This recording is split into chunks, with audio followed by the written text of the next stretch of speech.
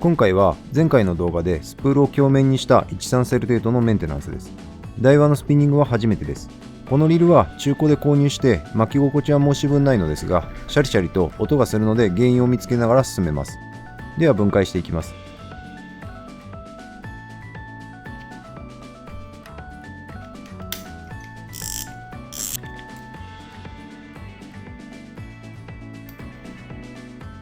このスプール内のベアリングは通常は樹脂です。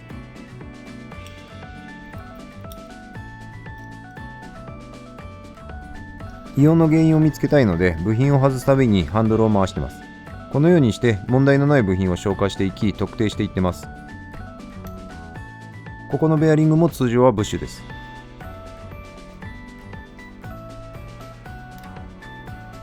ここはシマノだとセットボルトですが、このリールはただのピンでした。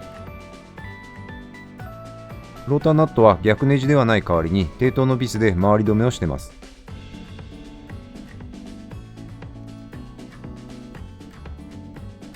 この部分はプレートがかしめられているので分解は諦めます。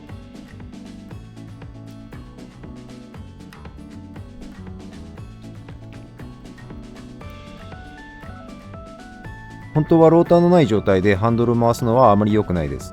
メインのシャフトのセンターが出てないので干渉してしまいますし、そこで異音が出てしまうので不具合の切り分けが難しくなってしまいます。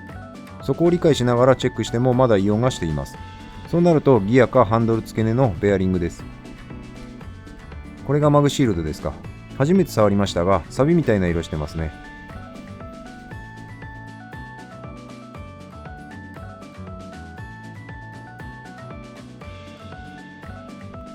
このプレートにマグネットが入っており、磁性流体のオイルを入れることで性能が発揮されるようです。性能としていいか悪いかは私には分かりませんが、考えた方は頭がいいですね。一応メンテナンスフリーらしいですが、マグオイルは販売してほしいです。ないものはいつか自作してみます。オイルが自作できなかったらマグ抜きします。今回は性能を見てみたいので、洗わずにそのまま組み直すことにしてみました。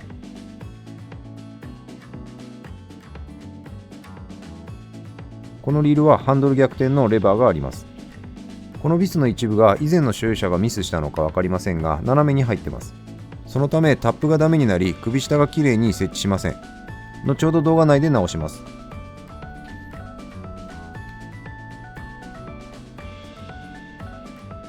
反対側は大丈夫でした。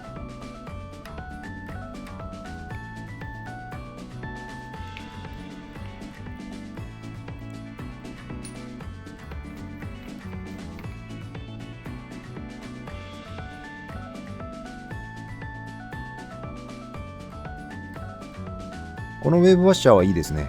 巻き抵抗になるかもしれませんが、こういう設計は私好みです。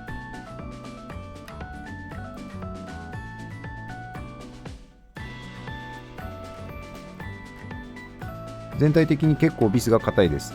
多分メインの部分は一度も分解されてないと思われます。全体的に締め付けトルクが高いのか、ネジロック材の強度が高いのか分かりませんが、相当硬いです。初心者泣かせの硬さです。リールの分解に慣れてない人は台輪は注意が必要ですね。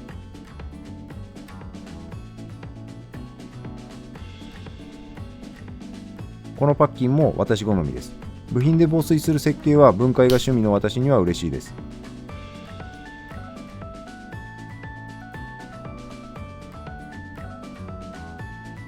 このベアリングが若干コロコロします。はじめはギアを疑ってました。経験不足です。切り分けることで分かってきます。目星がつけばその部品を入念にチェックします。回転性能はそれほど悪くなく、少し違和感がある程度です。しっかり洗浄してグリスを充填するように塗ってみて再利用です。それでもダメだったら部品交換です。自動車のエンジンオイルへ漬け込んでも面白かったかもしれません。違うリールで同じ症状が出たら試してみます。台輪はグリスが多いですね。分解した形跡がないので、これは標準的な量なのだと思います。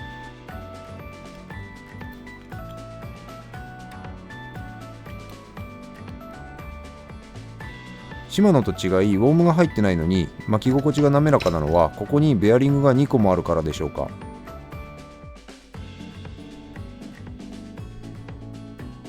回転切り替えのレバーは触らないのが無難です。バネが飛んできました。特に問題も出てないので、これ以上は触れないようにします。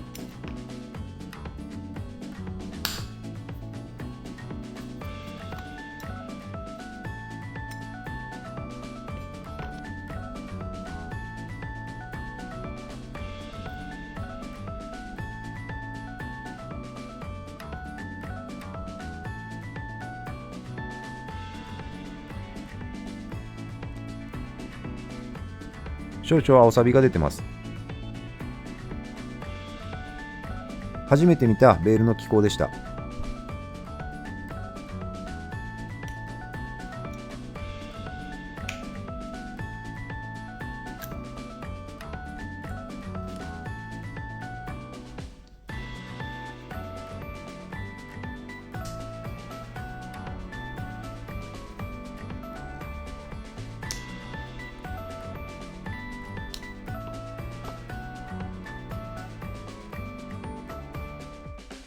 ラインローラーのビスは特に硬かったです。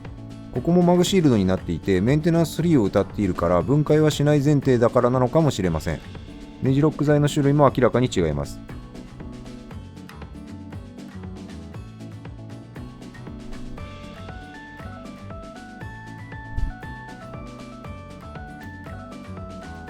マグシールドの部品がピンセットにくっつきます。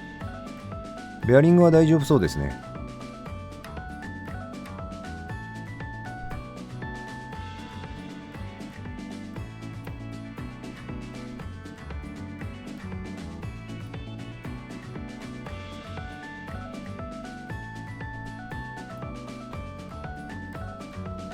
今回のリールは少々古いので、ベアリングやギアなどの金属部品はラッカーシンナーに漬け込みます。いつもはパーツクリーナーですが、確実に古いオイルやグリスをすべて洗い流すためです。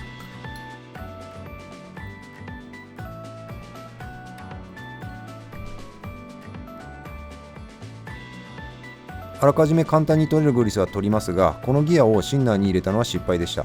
オーリングがついてました。ゴムや樹脂は長時間シンナーにつけると溶けてしまいます。幸い気づいたのですぐに引き上げて拭き上げます。10年前のリールなのでピニオンギアの中を軽く磨きます。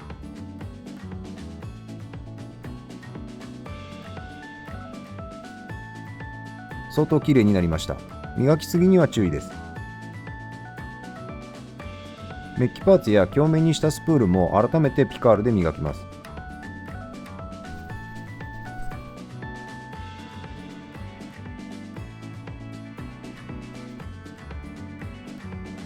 ボディはコンパウンドで仕上げます。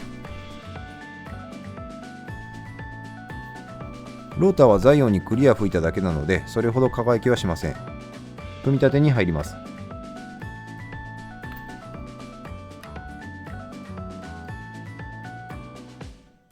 ドラグは特に問題がなかったので洗ってません。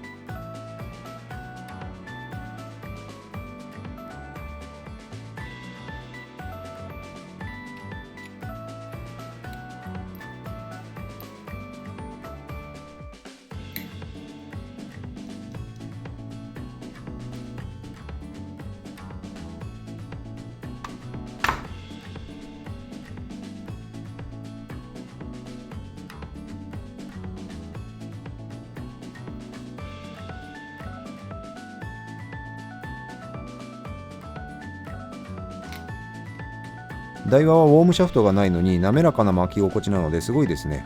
とは言っても物理的に前後へ負荷はかかってますし、単体で上下にストロークすると負荷は感じます。まあこんな使い方をするわけではないですし、分解がしやすくてメンテの楽さは非常にいいです。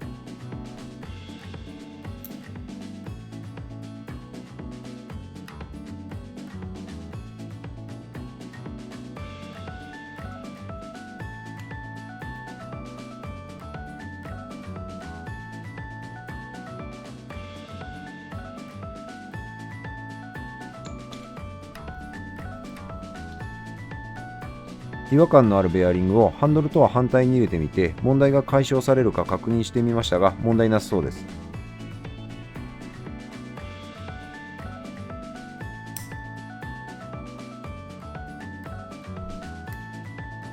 やはりここは触るべきではなかったです。確認中にも板バネは飛んでいきました。ビスが斜めに入ってしまう部分です。しっかり奥まで締まりません。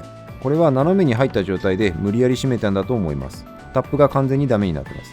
中古ならではのトラブルですね。こんな時は少々強引な修正ですが、逆側から入れ直して修正します。うまくいかなかったら GW8300 とかを埋めてタップを立て直して修正ですが、幸い治りました。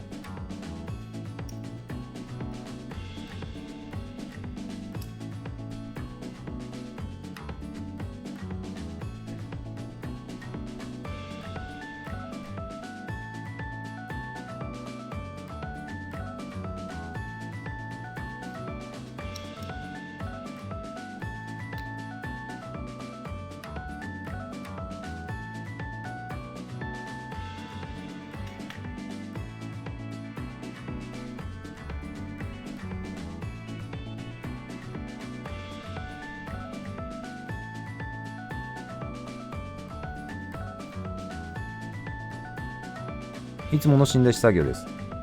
首下が触れたところで止めて、ちょうどいい感じの場所まで増し締めします。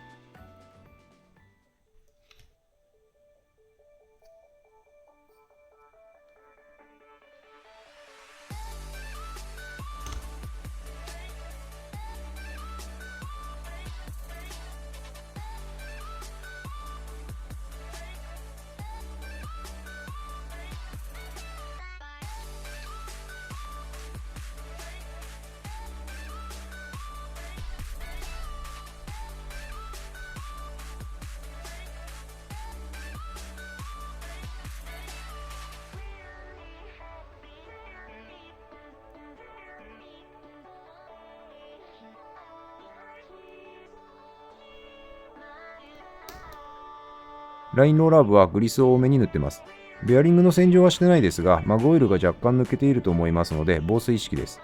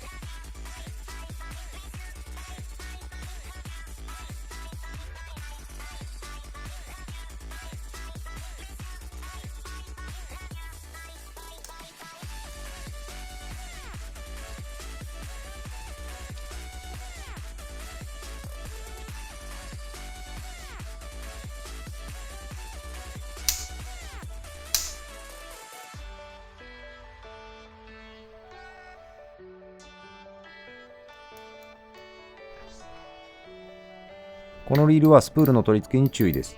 ノブを入れる前にドラグ音が鳴ることを確認してからノブを取り付けて締めてください。そうしないと部品が破損します。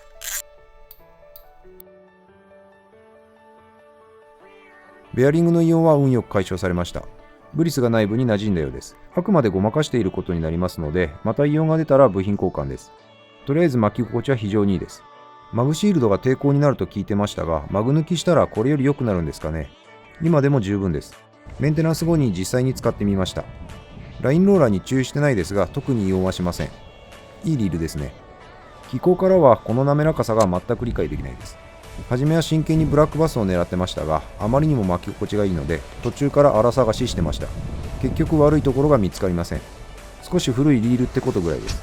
このリールは2500番なので淡水魚専用にして大切にします。余談ですが、24年モデルのツインパワーを予約しました。このリールに勝てるのでしょうか。年式が新しいので買ってもらわないと困りますけどね。